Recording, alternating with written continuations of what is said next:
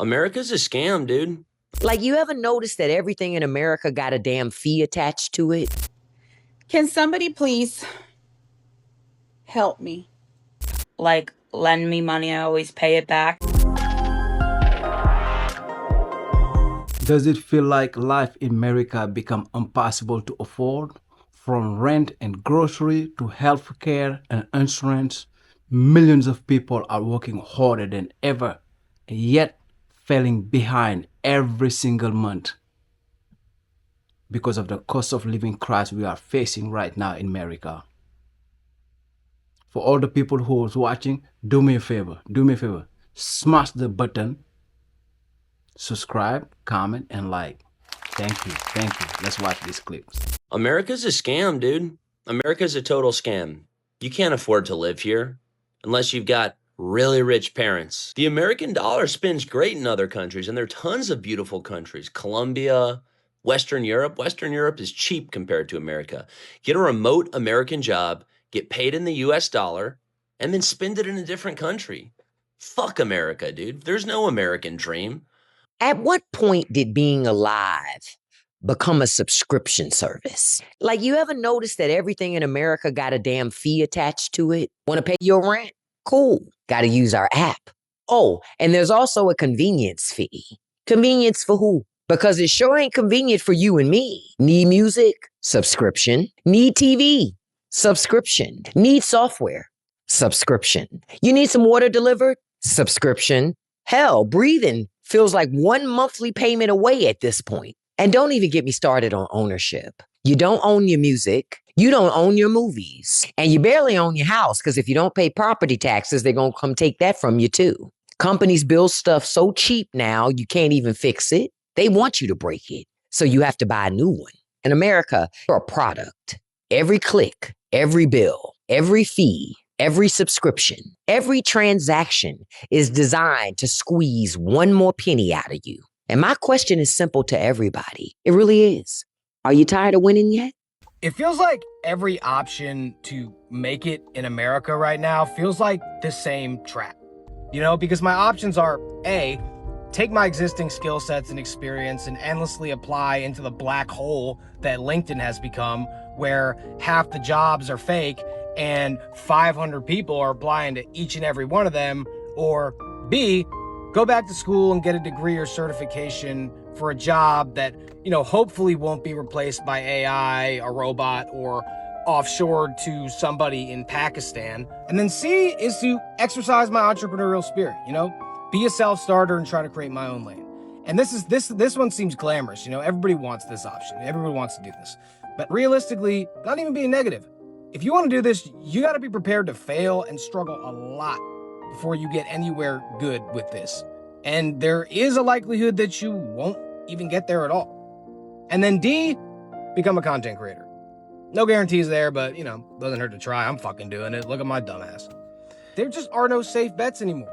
You know, we can't follow the same trajectory as our parents and expect the same results that they got, because the economy is fucked. The world is different.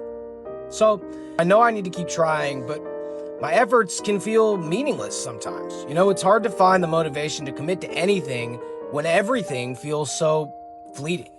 But you can't just give up, you know? We gotta keep trying. I literally just left my house and went to town just to get my kids McDonald's, and then I had to get gas on the way, right? No big deal. Shouldn't be that expensive. I put $30 in my gas tank, and it got me a quarter tank for $30 fucking dollars. Then the McDonald's was $45 for my family. McDonald's, like bottom of the totem pole, fast food, $45. I just spent $75 to drive my happy ass to town and get McDonald's.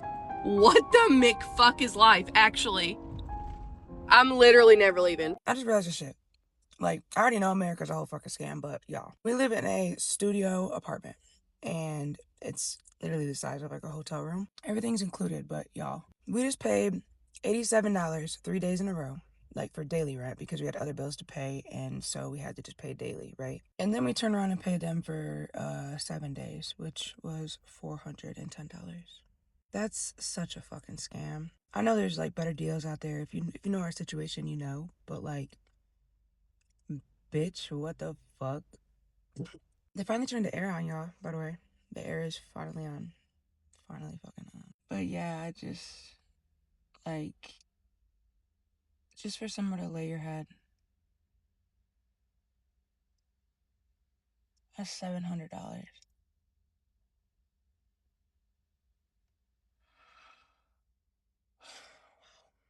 This shit really is a scam. But honestly, I'm hot as fuck. I gotta go inside. I just wanted to run that by because like what the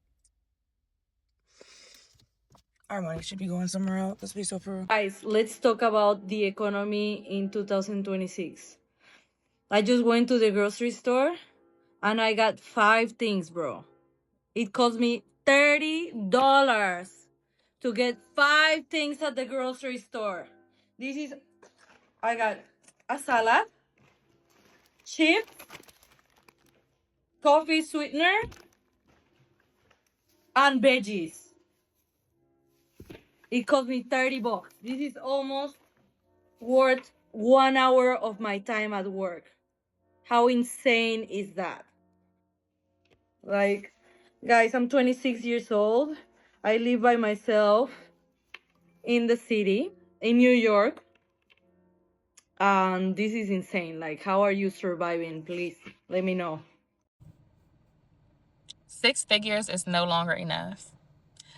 I don't know how y'all are surviving in the US economy. I don't know how people are making it. For some reason, all of these videos keep popping up on my feed about people losing their jobs and can't sell their house, groceries are too high, they work in 3 jobs and it's still not enough. And it's just like, I don't even search this stuff, but the algorithm must know, like, it's getting hard. It's getting hard for all of us. Even if you make 6 figures, even if you make 100,000, 200,000, like, it's literally not enough because it seems like everything continues to go up. Everything except our salaries continue to go up. So I just want to know, let's have a conversation in the comment section. Who is doing okay? Who is struggling? Who is at wit's end? Who is like, I'm this close to living out of my car. I'm this close to. And then the thing is, it's a domino effect because as soon as people get to their wits end point to where it's like, I'm willing to do whatever I gotta do to survive, to feed my family. And this is why you have the domino effect of all the violence, all the this and that. It's because everything is trickling down. We literally cannot survive. And if you have not invested, if you don't have any savings, if you don't have any assets, if you've been living paycheck to paycheck before all of this, now you're going into debt, or some people can't even borrow money. Like, we are in literal hard times. If you are not in the United States, let me know where you are and how the economy is for you. But we're in bad times. We're in hard times with the United States economy, the job market. I'm so grateful that I have a job, that I make the money that I do, but none of it is guaranteed. None of it's guaranteed. We could wake up tomorrow and be like, all these people getting laid off back to back. I've seen videos. People are like getting laid off for 4 times in 2 years. It's really bad. How y'all holding up? Can somebody please help me understand? How in the world did we get to where we are right now? I spent in 3 days a total of $200 in fuel. $200. That is just insane. It's insane. I mean,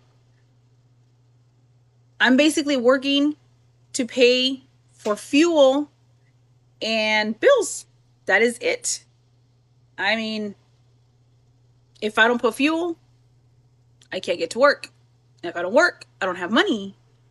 But, I mean, who in the world is going to be able to afford? I mean, honestly, we're not living. We are not living right now. We are surviving. I mean, we are in survival mode right now with the way everything is. I mean, that's $200 that I had to take away from maybe groceries, or I don't know. It's insane. Insane. I mean, somebody please help me understand. How did we get to this? It's just crazy. It's crazy. It is so frustrating that the world we live in, I literally cannot afford to feed me and my son. Like, the little bit of food that I can afford goes to him. I have like starved myself so much in the past few months than I've ever had to do. And sometimes it's fine because like my GI issues, I'm not even hungry anyway. But like today, my stomach is growling. You know what I have in my fridge? Water. Literally water. If you don't believe me, I'll show you. Like, see? Water. And that is turkey bacon and that is a roll, but that's for my son. And these are empty. They're just eggshells. There is that fruit and applesauce, but the applesauce is for my son too.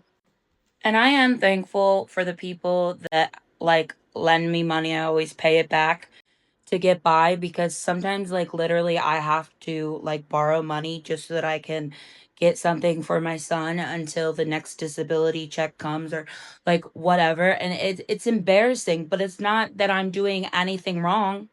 The world is just too expensive. My rent alone takes literally half of the money that comes in. Then you have insurance, gas, my dog, utilities, like, and then I have to somehow afford food. Like I can't do it. And I literally cannot afford to be disabled. But yeah, even I know people that aren't on disability are struggling to feed themselves as well. And like it's just me and my son and I'm struggling. So I can't imagine like single moms that have more than one kid or like whatever. And I mean, I'm not like, and I'm honestly not really losing that much weight, but I think it's because my body is just like storing on to the fat that I do have because it's like, who knows when we'll get to eat again. Like, it's embarrassing, but like, it's nothing that I'm fucking doing wrong. It's this country. I hate it here. As things cost more, Americans are putting less aside. Federal data shows the personal savings rate has fallen to the lowest level in years. NPR's Amy Held reports. Inflation is around a 3-year high. Wages have not kept up, and nearly half of U.S. households are struggling to afford the basics. A year ago, the personal savings rate was 5.8%. By March, it was down to 3.2%. And in April, the latest reading, it had fallen to 2.6%, according to the Bureau of Economic Analysis. It's one of the lowest rates in the past 65 years. Heather Long is chief economist at Navy Federal Credit Union. We're seeing people turning more to credit cards and personal loans and buy now, pay later. We can see some early signs of pullback in home improvement and also in healthcare. Long says she expects things to get tighter into the second half of the year. Amy Held, NPR News. The money you pay to visit America's national parks is now helping fund projects in Washington, D.C. According to reports, at least $67 million in National Park Service fee revenue has been used for restoration and beautification projects tied to President Trump's push to revamp the nation's capital before America's 250th anniversary. And the biggest expense, roughly $60 million, reportedly went toward restoring decorative fountains across D.C.